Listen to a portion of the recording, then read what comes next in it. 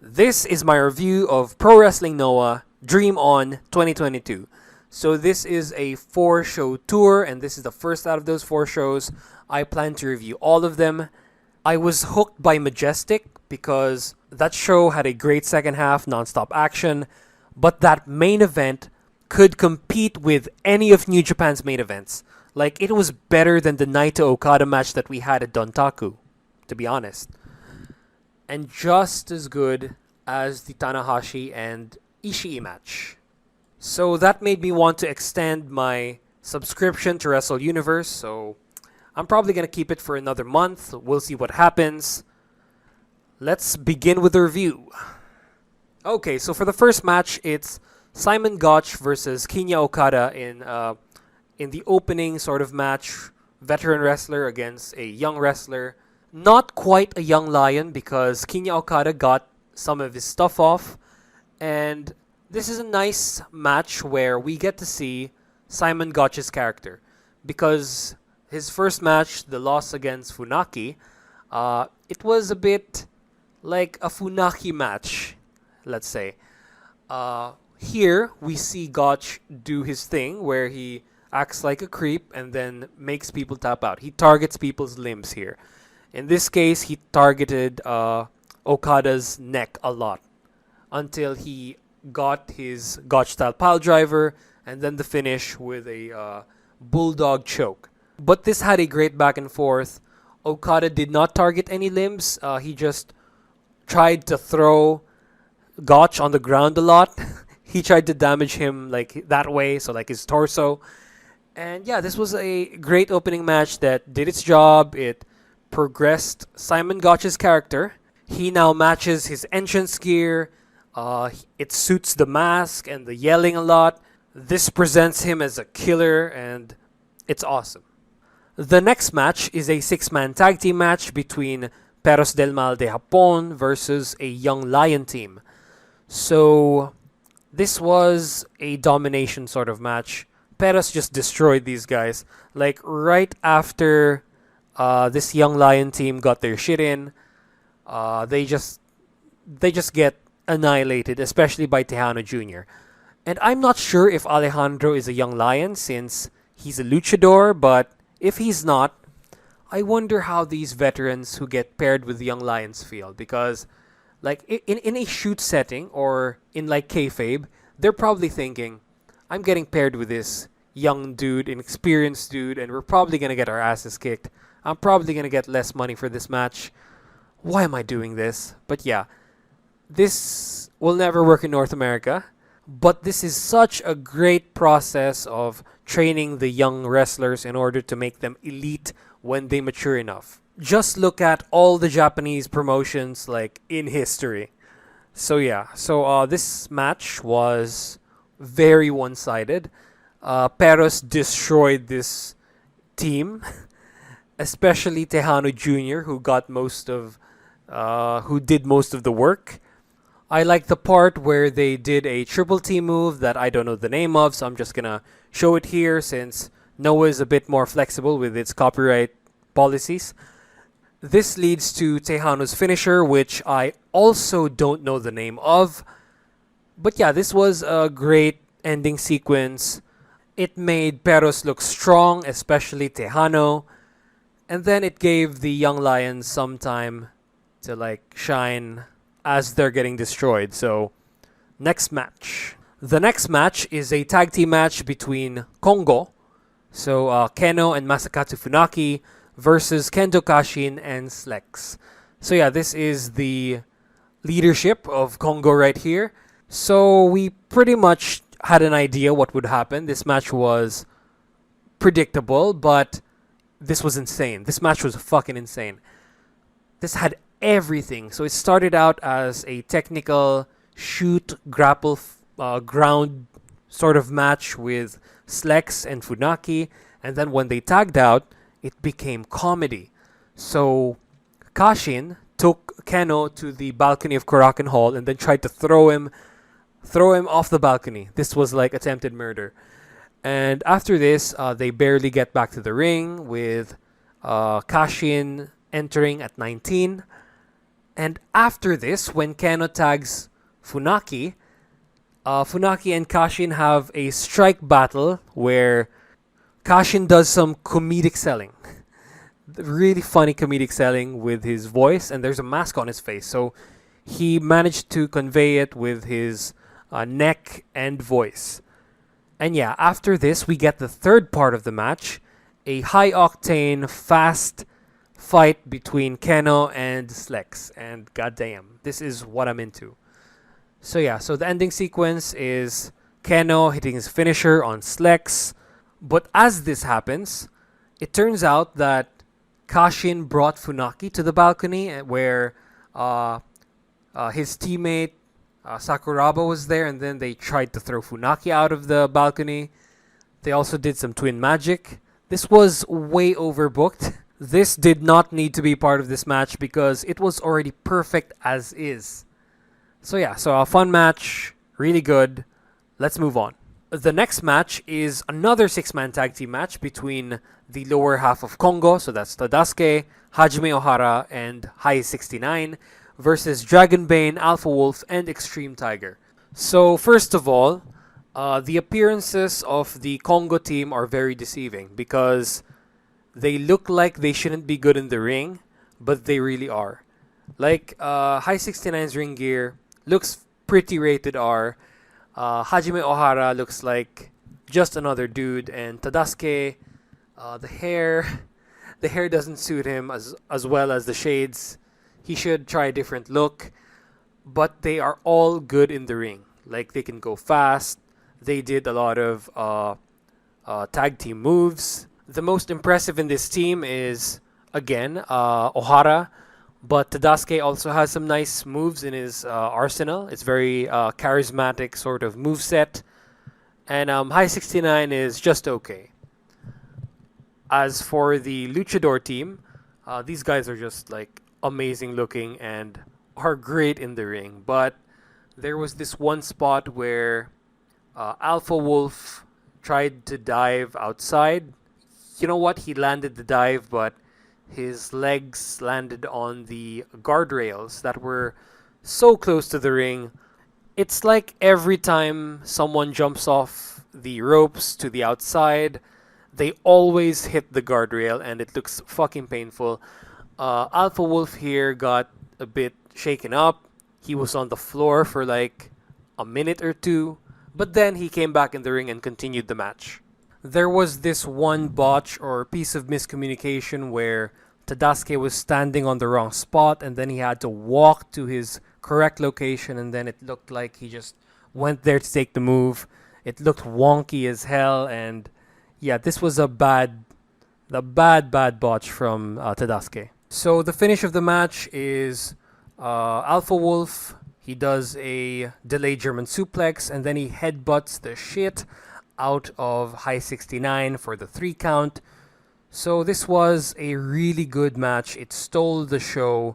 It wasn't quite completely a spot fest, but it was fun, it was entertaining, and it is the best match of the night so far. The 5th match was Katsuhiko Nakajima and Manabu Soya representing Kongo versus the new team of Michael Elgin and Masa Kitamiya. First off, I love Nakajima's music. It sounds like Linkin Park, and that's cool.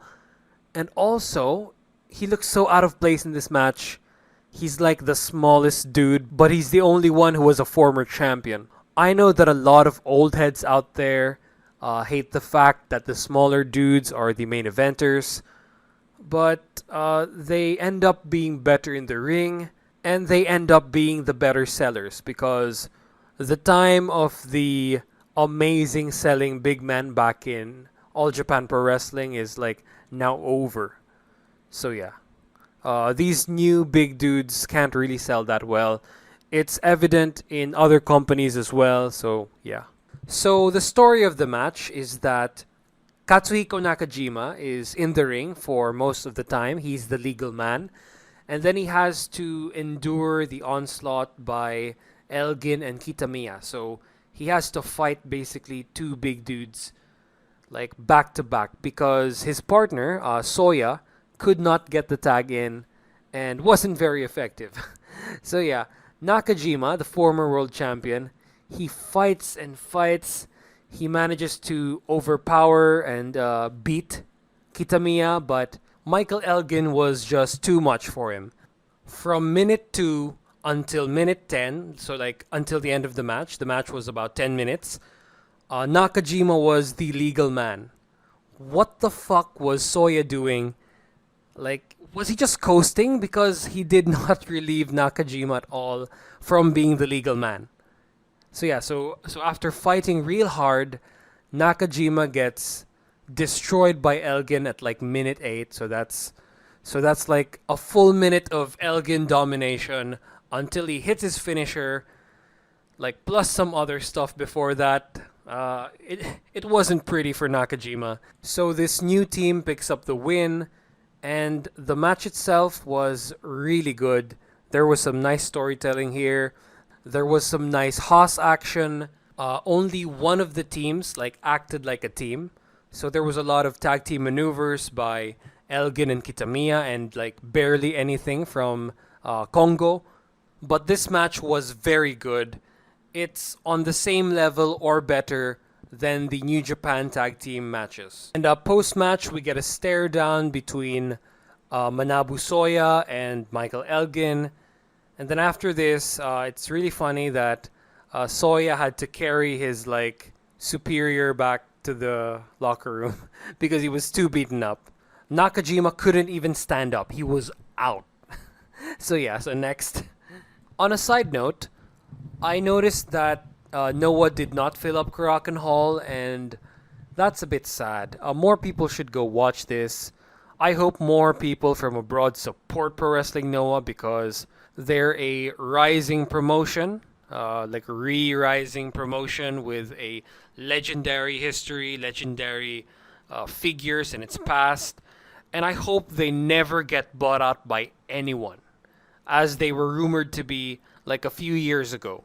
So next we have an Innovation 10-man tag team match between Daisuke Harada, Atsushi Kotoge, Yohei, Hao, and Junta Miyawaki versus Hayata, Yoshinari Ogawa, Chris Ridgway, Saiki Yoshioka, and Yuya Susumu.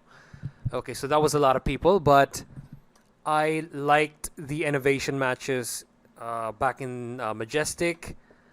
Just not the one with Hayata because I barely got to see him do anything. So looking at the participants, the Harada, Kotoge, Yohei side have 2 young lions, while the Stinger side have Hayata, who's the current junior heavyweight champion. So this match wasn't very unpredictable.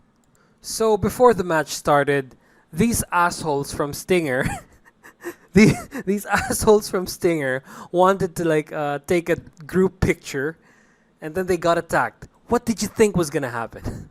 They started by waving the Harada team away because they wanted pictures with their like championships, because this team has like the current junior heavyweight champion, as I stated earlier, and the junior heavyweight tag team champions. So Harada was gonna have none of that, and they attacked Stinger right then and there to start the match. Great start. So the match starts with everyone inside the ring, and then they clear it out. Ridgway and Kotoge start out the like the true 1v1 fighting. But then I really like how everyone comes back in the ring and it's chaos.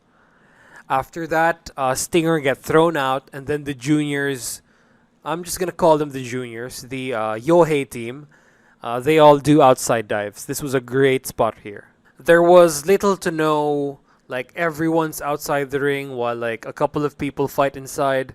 There was like minimal of this because this happens all the time in like Western promotions. This happened in Wrestling Dontaku.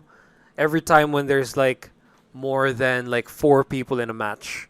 I also like that when majority of people were like outside, they just kept fighting. There was a lot of things going on at the same time in this match, and I'm a fan of it. And then they go for this like 5-man corner attack spot, like in succession. So the Yohei Harada team do it first. on Ogawa, and then Stinger kicks them out, and then they do it on Harada. This was really nice here. And then the match stops being a tornado tag team match and then goes back to normal. But they always kept the pace. They went for very, very entertaining looking moves. And everyone got to show their stuff here. Hayata, though, I was expecting more of since he had this cool look. And he is the junior heavyweight champion. I thought he was going to be more like flashy. I thought he was going to be like this incredible junior heavyweight. But my expectations were too high. As for the standouts of the match, Ridgeway was awesome. And also Hao, the young lion. Miyawaki was forgettable. Ogawa was alright. Susumu was also good, as well as the guy who got the pinfall, who was Saiki.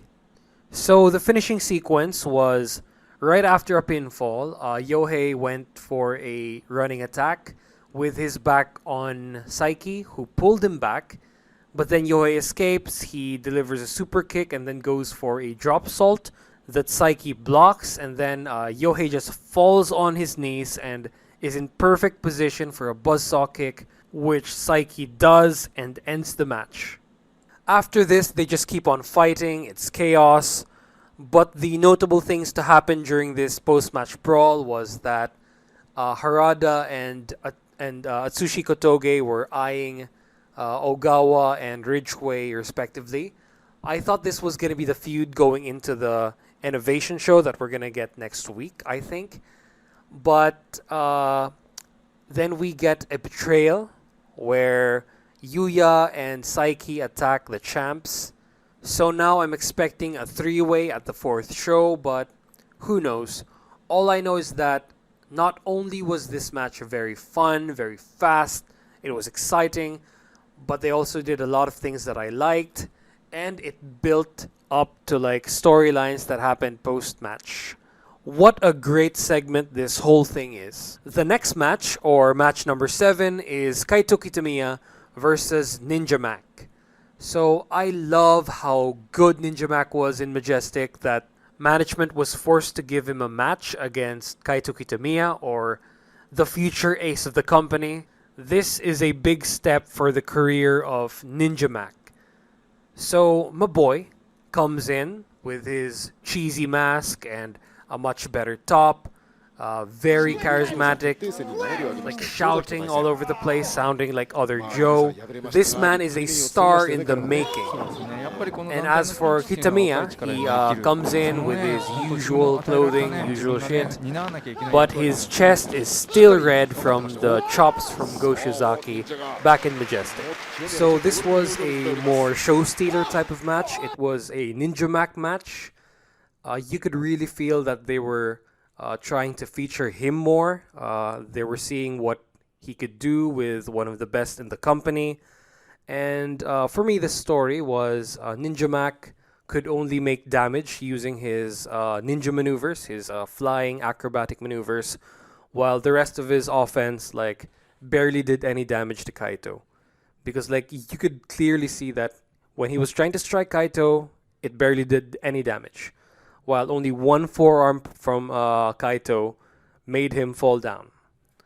Like as opposed to Go, where Go no-sold a lot of the forearm. So then Ninja Mac burns himself out, and then Kaito manages to catch him in a tiger suplex for the pin for the win. Okay, so there was a big missed opportunity in this match, and also a scary spot. Ninja Mac tried to do a dive outside the ring, which was dodged by Kaito, but Mac really landed hard on the guardrail. Like, I thought he had broken his leg. It was that hard. And then he, of course, he did his selling, which was like a lot of yelling. And he did not sell this injury for the rest of the match. It would have been cool if he sold this more, if he like limped a bit, or maybe had trouble doing his maneuvers. And I think Ninja Mac could do that. Like, I think Ninja Mac could feign injury while doing his maneuvers. Yeah, this match could have used a lot more limping or showing difficulty in doing the moves, but still, this was a good match, but it could have been better. For the second to the last match, we have Go Shiozaki teaming up with Inaba and Inamura versus the team of a bunch of old people. Except Marufuji, he's not that old, he's like 43. So the team of Narumichi Marufuji, Satoshi Kojima, and Masato Tanaka. I have a big problem with the ending to this match. But the match itself was unremarkable. They all managed to showcase their moves. They all looked good, except one of them, which I'm going to talk about later. We have some nice working of the crowd by Marufuji. Masato Tanaka again showed that he still has it. Inamura looks like a future main eventer, like a future Haas main eventer. As for Inaba, I like that his mouth sores are gone, and he also looks like a future main eventer. But as for Kojima, this guy looked the strongest out of all of them because he pinned the champion. He pinned the champ Go Shiozaki, their top guy for like how many years now. And then Kojima is like this New Japan dad who's like their best New Japan dad, but he's not really high up on the card. He loses all the time there. This was a bad ending. This is a bad choice right here. Their interaction should have just ended when they did the chops, and then someone else could have just tagged in and took the pin. Like especially Inaba. Inaba was the perfect dude to take the pin from Kojima without burying your champion. Do you want to bring back Noah to the Dark Ages when Suzuki Gun like kept winning everything? This is like one step to that, and I don't like it. And I'm not even a fan of Noah till now. Their encounter should have just ended after the chops, like the hard chops on each other. Mostly Goes. But yeah, someone could have just tagged in and took the pin, so especially Inaba. This is like one step closer to the Pro Wrestling Noah Dark Ages that I've heard of because I didn't follow the product back then. But yeah, it's like Jado is booking the shows. You know what? He might be. For the main event, we have an intra-factional tag team match for the GHC Heavyweight Tag Team Championships. The participants are all members of Sugiura Gun. So the first team is the champions Takashi Sugiura and Hideki Suzuki versus the challengers Rene Dupree and Iho del Dr. Wagner Jr. So I didn't expect to get this fight so soon. I thought we were gonna have it at like Cyber Fight at the big pay-per-view at the Saitama Super Arena, but I guess we just had the match, and it was a good 20-minute match with a slow build-up. This match could clearly be broken into arcs. The first one is before the first tag where Wagner was being taken apart by the opposing team. For the second tag, before this, it was Dupree's turn, where he sold the shit out of this beating. Especially when he was in the Boston Crab. His facial expressions were amazing. He was all red. And then like his neck veins were about to pop out. Yeah, that was real nice. He was doing planks there. And the third act is after the second tag when Wagner comes in and does his awesome stuff and finally beats Sugiura. So I have a problem with this. He should not have been the leader of their faction, since this is their representative to compete for the heavyweight title. I mean, it makes Wagner look really good. It makes him look strong. I understand that he is the future of this faction, or like he's a pillar of the future of this company, but I mean, Sugiura is the current leader of the faction. If you wanted to pin him, you could have just did it at the Saitama Super Arena at Cyberfight. Instead, they do it in a minor show. I mean, Suzuki was right there to be pinned. I mean, he looked like the guy who would take the pins because Sugiura is a lot bigger and like more muscular. Yes, I don't get it.